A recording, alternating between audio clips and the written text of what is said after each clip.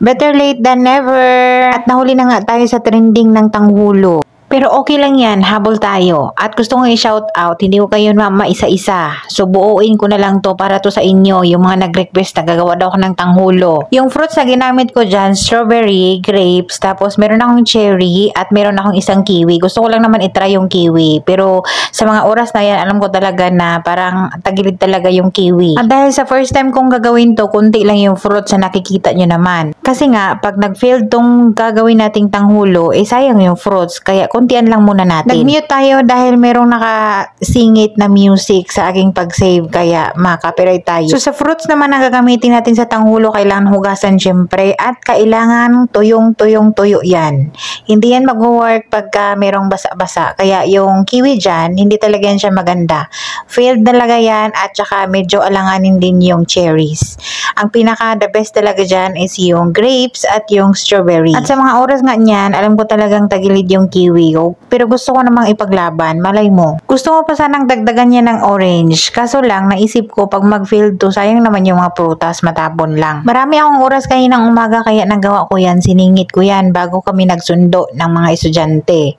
Kunti lang kasi yung lunch series natin today. Hindi masyadong hectic yung schedule, char. Naalala ko yung dalaga naming alaga dito, nagawa na namin tong dalawa dati. Hindi pa ako nag-vlog dati nun. Pero yun naman ay sinusunod ko lang siya kung anong kagustuhan niya at ano yung nakikita niya sa internet.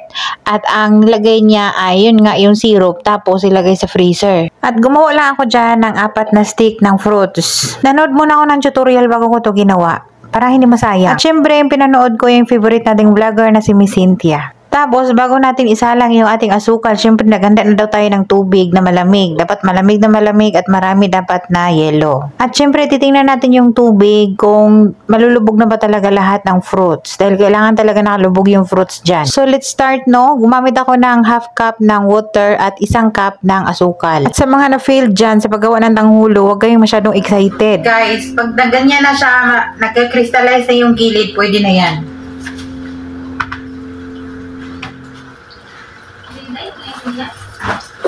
Hindi ikaw. Yung mga guys. Kala ko, Day. Ako, ha? Tapos, lalagay natin diretso sa this one. Uy, nasunog na yung mantika. Ay, mantika. Huwag naman sana ako mapasok nun dahil sa tanghulo.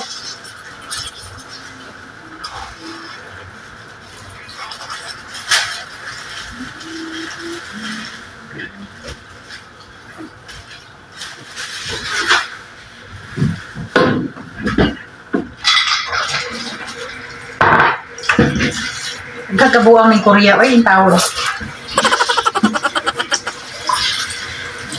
Diba, nasunog na. Ginangan. Tigid ba?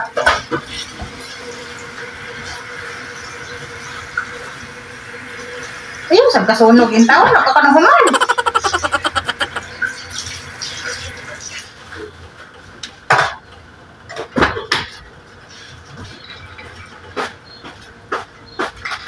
Oh.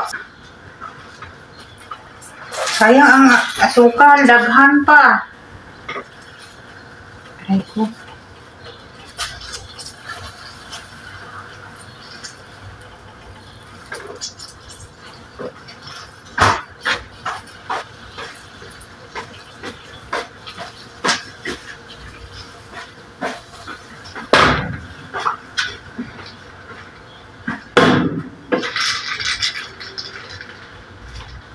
Tcharan! Ito na yung ating tanghulo. Titingnan natin kung malalaman natin kung ano siya. Hoy! Ay, hindi talaga nag-work yung ano. Yung tawag dito. Iba nahulog pa nga. Yung anong tawag doon? Kiwi. Saan yung isang kiwi? I think nahulog siya. Ulala.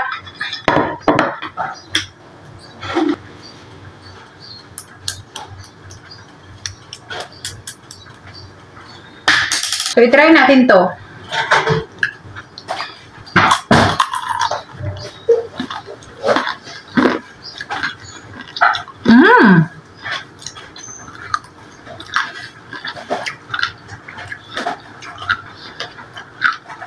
Alas 12 pa yung break ng fasting ko ba? 11:27. Wala na. Panis na.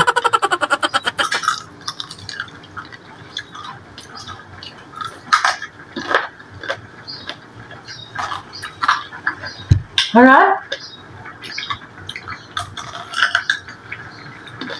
Sarap na asukal. Ayaw mo kumain dito? Hindi, mamaya na akong di ako.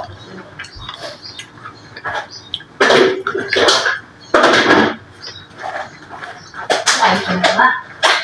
Ayun.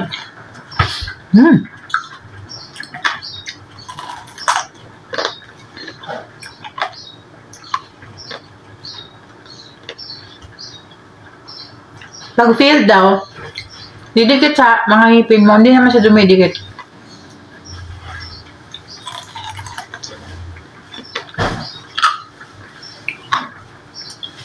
Masarap pala talaga yung strawberry. Naigaganito.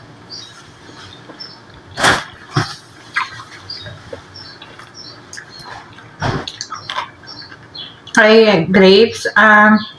Cherry pala, cherry.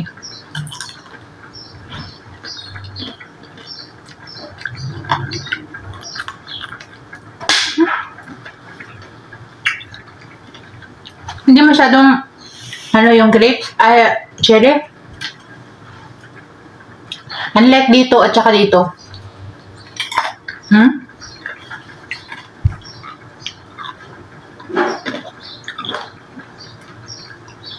Asukal pa more.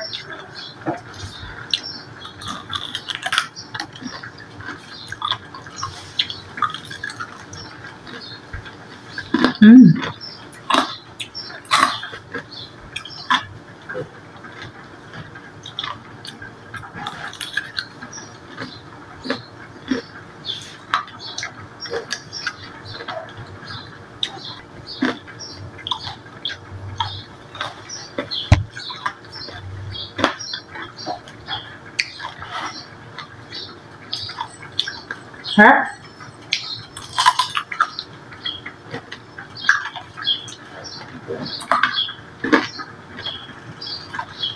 So, sa mga nag-fail dyan ng tanghulo, huwag nyo ilagay nyo muna, huwag nyo munang ikot sa, huwag nyo gamitin muna yung asukal pagka nakita nyo yung kumulo. Hintayin nyo na parang nagkikrystallize na yung gilid niya. Yun na yun. Yung malapit na siyang matuyuan, huwag naman yung masyadong matuyuan.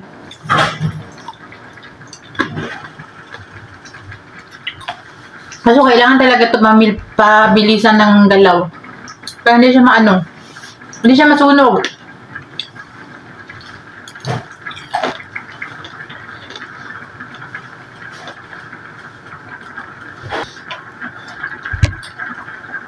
Hindi masyadong na-coat yung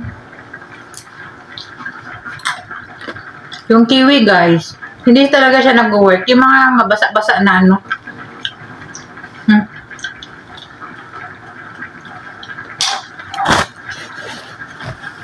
Yung pinaka-the best talaga ito at saka yung strawberry. Ito nga hindi masyado eh.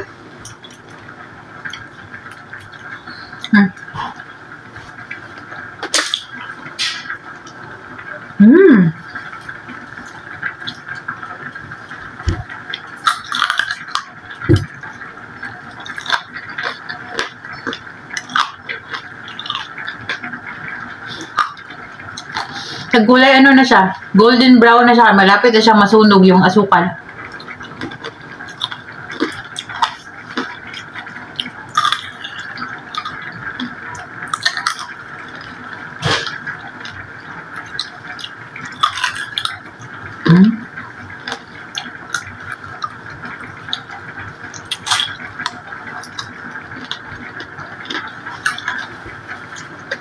So, success yung ating tanghulo. For me, success yun.